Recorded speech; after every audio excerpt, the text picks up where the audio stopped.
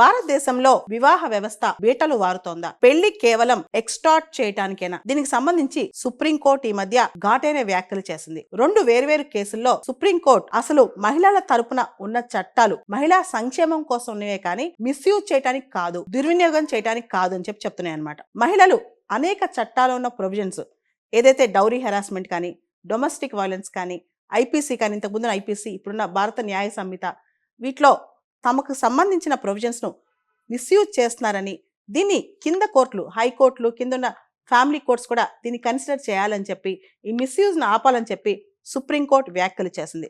ఈ సందర్భంగా సుప్రీంకోర్టు జడ్జిలు వ్యాఖ్యానిస్తూ హిందూ వ్యవస్థలో పెళ్లి అనేది, వివాహం అనేది ఒక పవిత్ర బంధం అని చెప్పి, దాన్ని మనీ ఎక్స్ట్రాక్షన్కి వాడకూడదు, ఇదొక కమర్షియల్ వెంచర్ కాదు, ఒక రెండు కుటుంబాలని, ఇరువురు వ్యక్తుల్ని కలిపే ఒక బంధం అని, అదొక కమర్షియల్ వెంచర్ కాదు అని చెప్పి కూడా జడ్జిలు వ్యాఖ్యానించారు.